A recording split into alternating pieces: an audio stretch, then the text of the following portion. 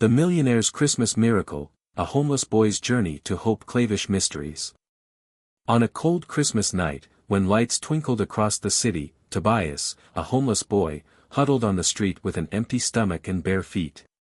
But his life changed when he met Theodore, a millionaire full of compassion. The person decided to take him home to avoid the cold weather. However, an unexpected incident causes conflicts to rise, placing Tobias in a position of suspicion. Will Theodore's kindness be strong enough to overcome prejudice and protect the boy? Let's explore this emotional story. The bitter cold of Christmas Eve pervades the space, seeping through every layer of clothing and freezing the windows of the bustling city. Laughter and festive music echoed everywhere, but Tobias, an 8-year-old boy with tattered clothes and bare feet, seemed unaware. He wandered aimlessly on the snow-covered sidewalks, his small hands clutching his hungry stomach. Every step seemed heavier, due to the torment of hunger and the surrounding cold, but the world around him seemed to not care about a child like him. Tobias stopped in front of a bakery, his face pressed against the cold glass. The smell of freshly baked bread and sweet cakes filled the air, making his stomach rumble even more. Inside, families sit around warm tables, sharing desserts and smiles. Tobias imagined himself sitting there, holding a piece of cake, his stomach full for the first time. But the glass was like a wall separating him from the world he only dared to dream about.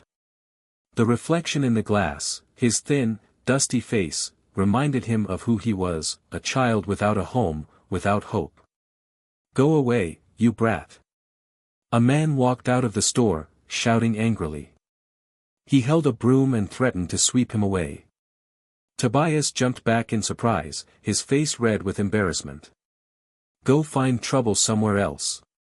He didn't respond, just bowed his head and quietly left, his bare feet leaving faint traces on the thin layer of snow.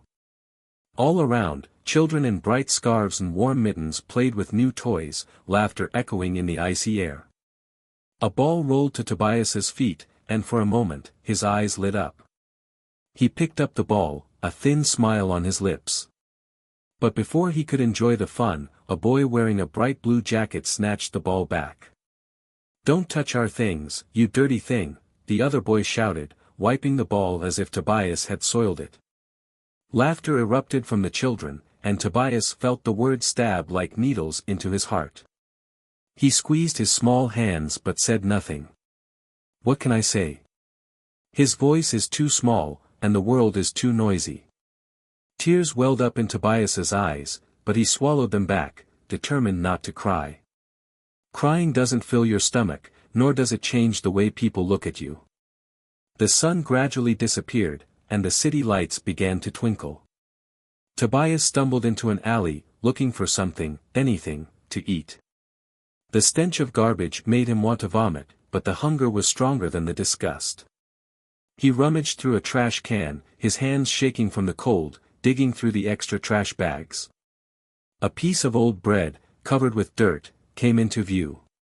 He wiped it cleanly and then took a bite. The piece of cake was dry, hard, and carried the taste of humiliation, but it was all he had. "It's disgusting," a man in a suit said, wincing.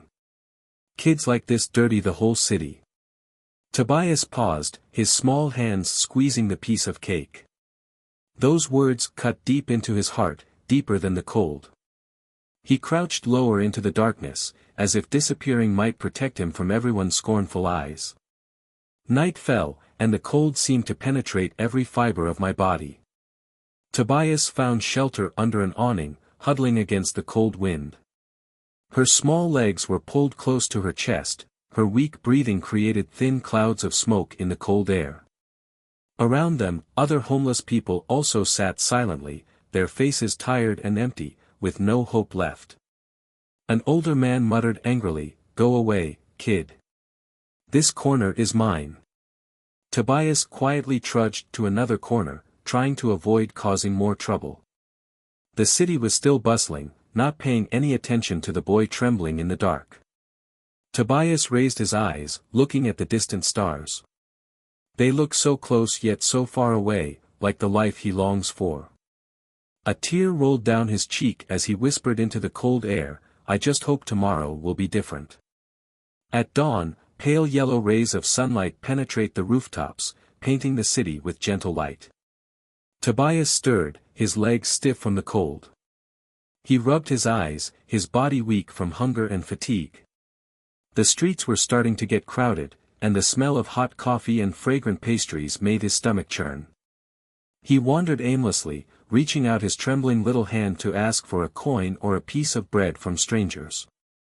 "Madam, please help me," he mumbled to a woman wearing an expensive coat. She glanced at him briefly, then threw an apple on the ground. The apple rolled into the dirty puddle, and Tobias stopped, staring at it as if in mockery. "Be grateful, kid," the woman said and walked away.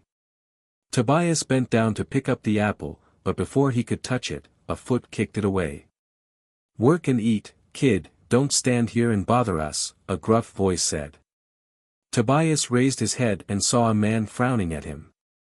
He pursed his lips, trying to stop his tears. "I'm just a kid," he said softly, but no one seemed to hear, or care. The whole day passed in the biting cold. Tobias sat down on the sidewalk, his legs shaking, watching the people rushing by. He felt like a shadow, invisible and forgotten. But then, in the middle of the bustling crowd, a tall man with gray hair and kind eyes stopped. He wore an elegant coat, and his presence exuded majesty. "What's your name?" the man asked, kneeling down to Tobias's eye level. His voice was warm and close, making Tobias hesitate, not knowing if this was a trap. "Tobias," he mumbled, clutching his tattered shirt. The man's eyes softened. "Tobias, why are you here in this cold?" "I have nowhere to go," Tobias admitted, his voice weak, almost inaudible. His eyes looked down at his shiny shoes, feeling like he wasn't worthy of standing near him. The man nodded, thought for a moment, then held out his hand. "Go with me. I think you need a hot meal and a warm place to rest." Tobias looked at that hand, his heart pounding.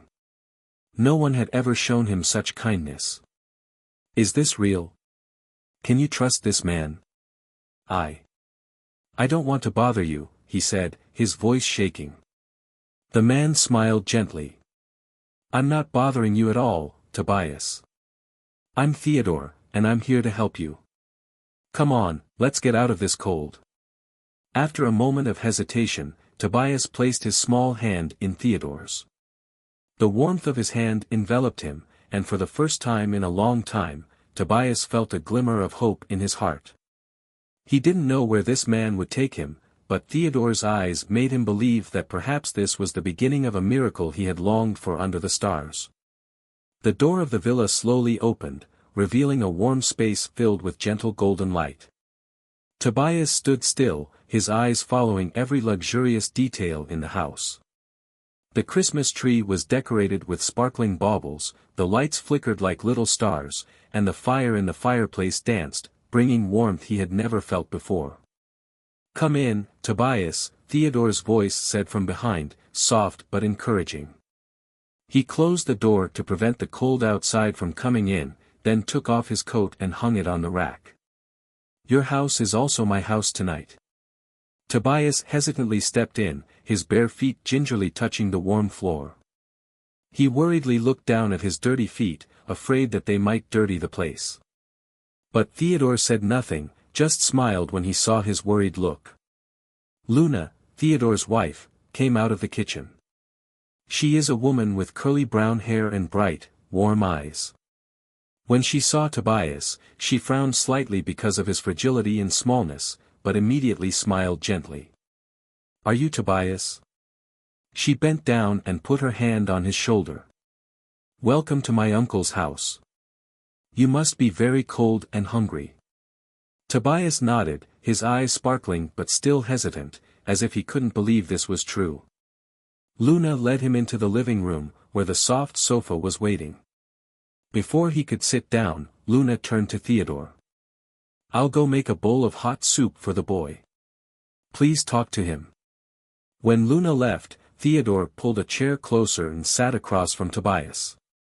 The boy looked down at the floor, his small hand clutching his torn shirt. You don't need to worry, Tobias, Theodore said, his voice low and warm. This is a safe place. No one here will yell at you or hurt you. Tobias looked up, his eyes hesitant but hopeful. But, why did you help me? No one helped me before. Theodore sat back, his eyes shining with contemplation. I help you because I have seen the harshness of life. When I was young, I didn't have many things in my hands, but a stranger helped me get through the most difficult times. And now, I want to do it for you. Tobias nodded, his heart gradually warmed by the sincere words. Luna returned with a bowl of hot soup and a slice of soft bread. Tobias ate greedily, and each spoonful of soup seemed to bring him new life. Luna stood watching him eat, her eyes could not hide her sympathy. Where do you live, Tobias? Luna asked softly. Do you have any family? Tobias stopped eating and put down his spoon. His eyes lowered, and his voice seemed to disappear into the air. I don't have anyone. I just live on the street. All I had was my old backpack, but that was taken away too. Luna knelt down next to Tobias, placing her hand on his arm. From now on, you won't have to live like that anymore.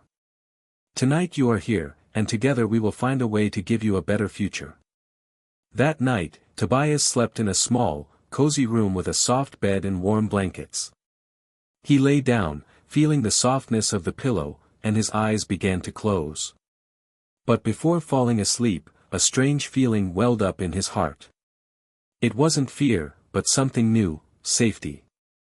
In the living room, Theodore and Luna sat side by side, the firelight from the fireplace reflecting on their faces. Luna sighed softly. The boy is so pitiful. I can't imagine what he went through.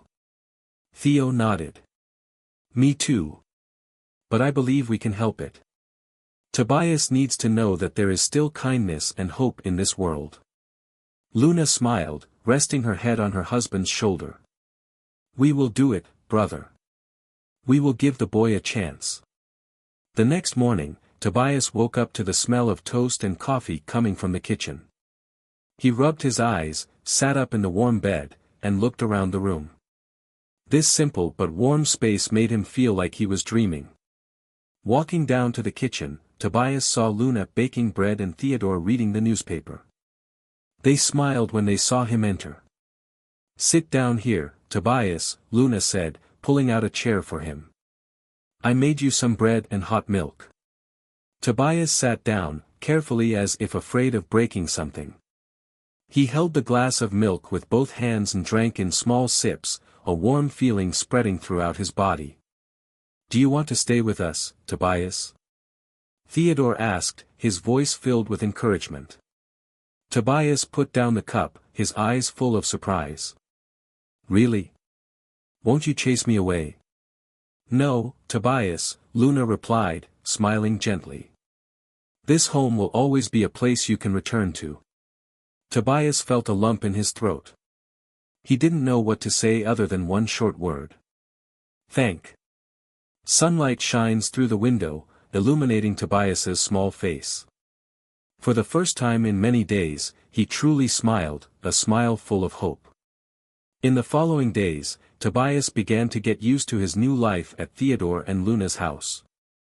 For him, this was not just a shelter, but a real home, something he had never had before. The boy was well fed, slept in a warm bed, and was even bought some new clothes by Luna. Tobias felt like he was living in a dream, but deep inside, he was still worried that everything could disappear at any moment. One morning, Theodore walked into the living room, where Tobias was playing with a toy car that Luna had given him. Tobias, he said, his voice low but gentle. Have you thought about going to school? Tobias raised his head, his eyes full of surprise. Go to school? But I've never been to school. I don't know what to do. Theodore sat down next to him, placing his hand on his shoulder. No problem. Everyone has a first time. I will help you. I believe that you can study very well, and one day, you will do great things. Tobias felt a little scared, but Theodore's encouraging eyes gave him confidence. "I'll try," he said softly, but there was determination in his voice. On the first day of school, Tobias felt nervous. He wore the new clothes that Luna prepared, and Theodore personally took him to school. The school looked big and crowded, with children running around the yard. Tobias gently held Theodore's hand, as if looking for comfort. "You don't need to be afraid," Theodore said, looking down at him. "You just need to do your best. And remember, no matter what happens, Uncle and Miss Luna are always here." Tobias nodded, released Theodore's hand and walked into the schoolyard.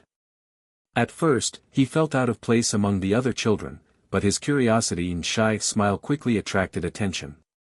A few classmates approached and started asking questions, and Tobias gradually felt more comfortable. When he returned home in the afternoon, Luna prepared a sumptuous dinner to celebrate. "How was your first day, Tobias?" she asked, as he sat at the table. Tobias gave a small smile. "It's not as bad as you thought. There are some very good friends. I think I'll like it there." Theodore smiled and raised his glass of water. "Great. This is just the beginning, Tobias. I believe you will do great things." As time passed, Tobias improved more and more. He studied hard, and with encouragement from Theodore and Luna, he gradually regained his confidence. One day, he brought home a test with the highest score in the class. When he showed the paper to Theodore, he couldn't hide his pride. "You did great, Tobias," Theodore said, patting his shoulder. "You have proven that nothing is impossible when you try." "I just want to make you and Miss Luna proud," Tobias said, eyes sparkling. Luna walked over and hugged him. "You did it, Tobias. Not only does it make us proud, but it also makes you proud. The most important thing is that I overcame difficulties that few people can do." The next Christmas season came faster than Tobias expected. This time, instead of standing outside the window looking in, he was part of the family.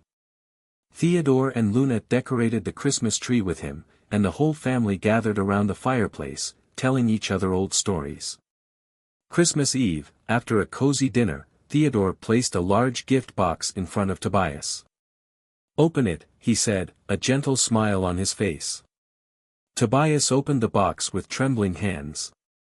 Inside was a brand new bicycle, bright red, just like he had dreamed of. He looked up, tears filling his eyes. "Really? It's yours?" "That's right," Theodore said. "You have worked very hard and deserve this." Tobias jumped up and hugged Theodore and Luna, tears of happiness rolling down his cheeks. "Thank you, Uncle. Thank you. I promise to take good care of it." Not only Tobias changes, but Theodore and Luna also feel that their lives are enriched because of him. Tobias brought a new light to the house, and reminded them that life becomes most meaningful when we share love and hope with others. From a boy wandering the streets, Tobias found family, love, and hope. And every Christmas season, when he looked up at the sparkling pine tree, he always thought to himself, "It's never too late to believe in miracles." The warm light from the Christmas tree glowed in the small living room, where Tobias was sitting next to Theodore and Luna, holding a cup of hot cocoa. A year has passed since the boy was brought into this home, away from the cold and lonely days on the street. Over the course of a year, Tobias changed completely. From a scared and lost boy, he has now become a confident young man, with a heart full of dreams. Theodore and Luna not only gave Tobias a home, but also a sense of belonging, a priceless gift that Tobias will carry with him throughout his life. This story is not only a boy's journey of change, but also a testament to the extraordinary power of kindness and second chances. It reminds us that sometimes, all a person needs is a helping hand to change their life. Theodore and Luna's decision to take in Tobias not only changed his life but also enriched their own, proving that acts of kindness can heal both the giver and the receiver. Okay. As Tobias looked up at the twinkling lights from the Christmas tree, he turned to Theodore and Luna, his eyes sparkling with gratitude. "I will never forget what you two did for me," Tobias whispered, his voice choked with emotion. "One day, I want to help others, the same way you two helped me." Theodore smiled warmly, placing his hand on Tobias's shoulder. "You've been doing that, Tobias. Every small step you take inspires others to believe in the power of love and kindness. Never stop spreading that light." This story reminds us that everyone has the ability to make a difference in the lives of others. By choosing kindness, you can create waves of hope that spread farther than you think. So friends, what can you do today to spread kindness? Who in your life needs a helping hand or a word of encouragement? If this story has inspired you, please share it with friends and family. Don't forget to press prefer and subscribe to Clavish Mysteries channel, which brings you stories full of emotion, hope and change. What would you do if you were in Theodore's situation? Please leave your thoughts in the comments section. Do you believe in the power of second chances? Share your thoughts with us, we'd love to hear. Stay tuned for more heartwarming stories that remind us of the beauty and extraordinary power of the human spirit. Thank you for watching, and remember, one small act of kindness can change the world.